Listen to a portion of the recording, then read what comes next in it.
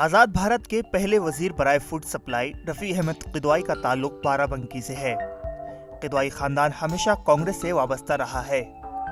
Senior रहनुमा मोहसिना किदवाई फिलहाल जिला की नुमाइंदगी कर रही हैं, लेकिन सच्चाई ये है कि हालिया दिनों में किदवाई खानदान कांग्रेस के अहम प्रोग्राम से गायब हो चुका है। पहले भी किदवाइयों के दिल में कांग्रेस थी, आज भी उनके दिल में कांग्रेस है।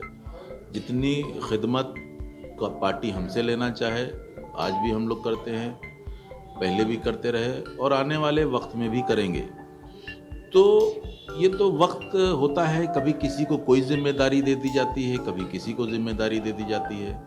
इसमें इसको इस तरह से नहीं देखना चाहिए कि पावर कहाँ गई और क्या हुआ। इसमें सब लोग जब मिलते हैं तो पावर होती है। सियासी माहिरीन के मुताबिक बाराबंकी में पीएल पुनिया के फाल सियासत में आने के बाद किदवाई घराने की चमक दमक खो सी गई है।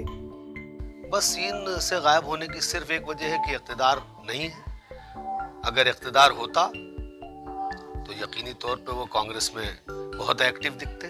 मैंने पहले भी आपसे अर्ज किया कि दिल्ली से बाराबंकी की सियासत नहीं हो सकती है। जिला में पीएल पुनिया कांग्रेस की पहचान बन गए हैं।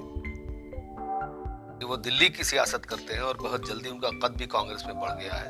वो एक अहम चेहरा हो गए हैं और वो बाराबंकी के अवाम की वजह से हो गए हैं, लेकिन वो बराबर उनका राब्ता यहाँ अवाम से रहता है।